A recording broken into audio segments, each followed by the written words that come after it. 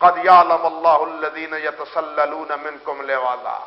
ہاں اللہ جانتا ہے، رسول بلائے اور تم جناب غماز کر کے جل نکلو، اللہ تو جانتا ہے، کوئی اور جانے یا نہ جانے، تم سنی انسنی کر دو، کسی کو پتہ چلے یا نہ چلے، اللہ کو تو پتہ چل جاتا ہے کہ تمہارے دل میں کیا ہے، تم اللہ کے رسول کی بات سننا چاہتے ہو یا نہیں سننا چاہتے، تم اللہ کے رسول کی بات کو پسند کرتے ہو یا نہیں کرتے، ہاں تم اللہ ذوالجلال کے رسول کے فرمان کو چاہتے ہو یا نہیں چاہتے، اللہ تو جانتا ہے نا تمہارے دل کی کیفیت کیا ہے، تم اگر رخ بدل کے چل نکلتے ہو، بھاگ نکلتے ہو، چلے جاتے ہو،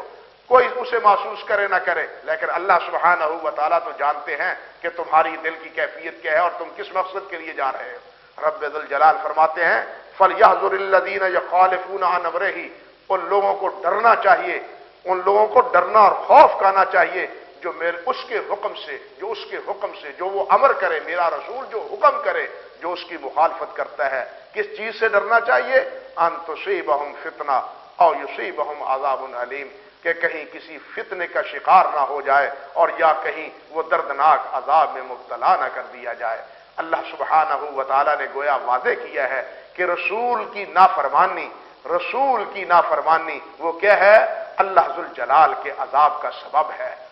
اللہ کی طرف سے فتنے میں مبتلا ہونے کا ایک الارم ہے جو اللہ کے رسول کی نافرمانی کرتا ہے، ہاں بلکہ حضرت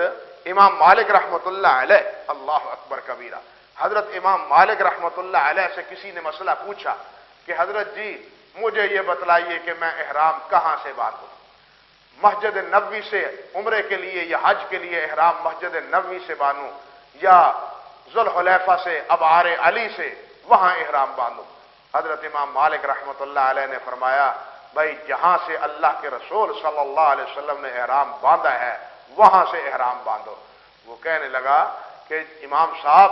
میرا دل چاہتا ہے کہ میں اللہ کے پیارے پیغمبر محمد رسول اللہ صلی اللہ علیہ وسلم کی مسجد مبارک سے جو ہے نا احرام باندھوں، یہاں سے احرام باندھوں۔ حضرت امام مالک رحمۃ اللہ علیہ انہوں نے فرمایا کہ یہ مجھے بتلاؤ ایو فتنۃ اعظم من ان ترى انک سبقت الى فضیلۃ قصر عنها رسول اللہ صلی اللہ علیہ وسلم، اور اس سے بڑا فتنہ اور کیا ہوگا تمہارے لیے کہ تم یہ خیال کرو کہ میں نے اس فضیلت کو پا لیا ہے جو فضیلت حضرت محمد رسول اللہ صلی اللہ علیہ وسلم پا نہیں سکے۔ اور اس کے بعد انہوں نے یہی آیت تلاوت فرمائی کہ فَلْيَحْذُرِ الَّذِينَ يُخَالِفُونَ عَنْ أَمْرِهِ أَن تُصِيبَهُمْ فِتْنَةٌ أَوْ يُصِيبَهُمْ عَذَابٌ أَلِيمٌ، فرمایا ان لوگوں کو اللہ کے رسول صلی اللہ علیہ وسلم کے حکم کی نافرمانی سے ڈرنا چاہیے جو اللہ کے رسول کی نافرمانی کرتا ہے، کہیں وہ فتنے میں مبتلا نہ ہو جائے اور کہیں وہ اللہ ذوالجلال کے دردناک عذاب میں مبتلا نہ کر دیا جائے، جس سے ہمارے ائمہ کرام کی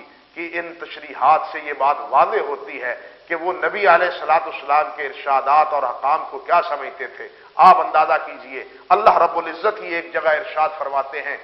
یا ایھا الذین آمنوا استجیبوا للہ وللرسول اذا دعاکم،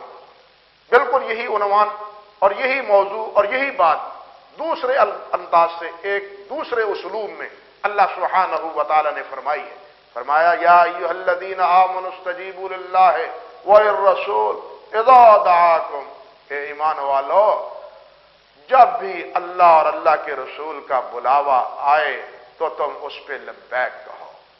جب بھی تمہیں اللہ اور اللہ کے رسول کا بلاوا آئے، وہ پہلے فرمایا ہے نا لا تجعلوا دعاء الرسول بینکم کدعاء بعضکم بعضا، یہاں فرمایا کہ اللہ اور اللہ کے رسول کا بلاوا جب بھی تمہیں پہنچے فوراً اس پہ لبیک کہو، ہاں انکار نہ کرو، وہاں لبیک کہو۔ اللہ اکبر کبیرہ۔ حدیث میں آتا ہے حضرت ابو سعد رضی اللہ تعالی عنہ، ابو سعد ابن معلہ رضی اللہ تعالی عنہ، وہ مسجد نبوی میں ہیں، نبی کریم صلی اللہ علیہ وسلم تشریف فرما ہے، نبی علیہ السلام نے فرمایا یا سعد تعال تعال، سعد ادھر آؤ، سعد ادھر آؤ۔ اللہ اکبر۔ حضرت ابو سعد ہیں وہ نفلی نماز پڑھ رہے ہیں، نوافل پڑھ رہے ہیں مسجد نبوی میں۔ اب دیکھیے یہ نفلی عبادت ہو رہی ہے، اللہ کی بندگی ہو رہی ہے، اللہ کی جتنی عبادت ہے ان تمام عبادتوں میں سب سے بڑی عبادت نماز ہے. سب سے بڑی عبادت کیا ہے؟ وہ نماز ہے، جس میں اللہ سبحانہ و تعالی نے فرمایا ہے کہ المصلی یناجی ربہ، کہ نمازی اپنے رب سے مناجات کرتا ہے. اسی نماز میں اللہ کے سامنے جب انسان سجدہ ریز ہوتا ہے، رسول اللہ صلی اللہ علیہ وسلم نے فرمایا اقرب ما یکون العبد من ربہ وهو ساجد الیہ، سب سے زیادہ قریب بندہ اپنے رب کے اس وقت ہوتا ہے جس وقت وہ اپنا سر اللہ کے سامنے جھکا دیتا ہے، زمین پہ رکھ دیتا ہے. یعنی اتنا قرب اس کو اللہ ذوالجلال کا حاصل ہوتا ہے. اتنی بڑی عبادت کے کر رہے ہیں، اور کر بھی کہاں رہے ہیں؟ اللہ اکبر، مسجد نبوی میں. مسجد نبوی میں رسول اللہ صلی اللہ علیہ وسلم کی مسجد میں نبی علیہ السلام آواز دیتے ہیں یا ابا سعد، اور یہ نماز پڑھ رہے ہیں. اب دل ہی دل میں نماز کے دوران خیال آتا ہے، فرماتے ہیں کہ میں نے کہا کہ جناب میں کیا کروں، نماز چھوڑ دوں اور نماز چھوڑ کے نبی علیہ السلام کی خدمت میں حاضر ہو جاؤں، کیا کروں، یا نماز مکمل کر لوں؟ فرماتے ہیں کہ میں نے یہی کہا کہ آپ تو ابھی تشریف فرما ہے نا، ابھی آپ تشریف فرما بیٹھے ہیں، کون سا جا رہے ہیں، مسجد نبوی سے نکل تو نہیں رہے نا، تو میں 2 رکعتیں پڑھنے کے بعد فارغ ہو کے نبی علیہ السلام کی خدمت اقدس میں حاضر ہو جاؤں گا، اور میں پوچھ لوں گا کہ سرکار آپ نے آواز دی تھی، بلایا تھا، تو میں نماز پڑھ رہا تھا، اب حاضر ہو گیا ہوں نماز پڑھ کے. اللہ اکبر. موطا میں اور احادیث مبارکہ میں یہ تفصیل سے واقعہ موجود ہے. نبی علیہ السلام کی خدمت میں نماز پڑھ کے حضرت ابو سعد جب حاضر ہوئے تو نبی علیہ السلام سے عرض کیا حضور میں حاضر ہو گیا ہوں، آپ نے بلایا تھا، حکم فرمائیے کیا حکم ہے؟ نبی علیہ السلام نے فرمایا ابو سعد بتلاؤ جب میں نے بلایا تھا تب کہاں تھے؟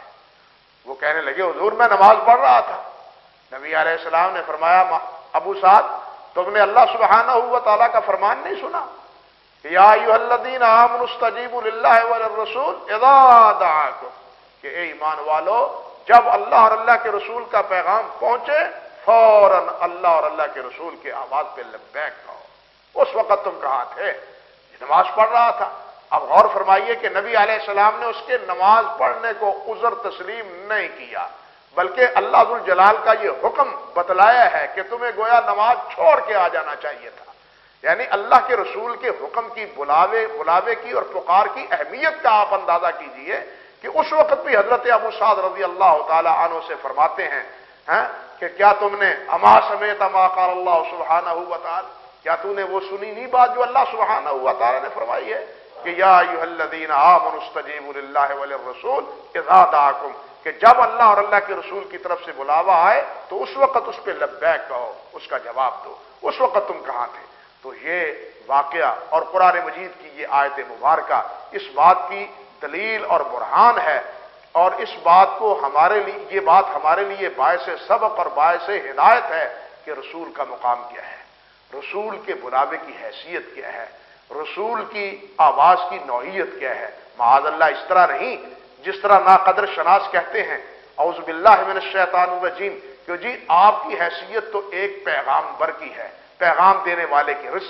چٹھی رساں کی ہے، ایک ڈاکیے کی ہے. اعوذ باللہ من الشیطان الرجیم. حقیقت یہی ہے کہ یہ لوگ نبی کریم علیہ السلام کے مقام اور مرتبے سے ناشنا ہے،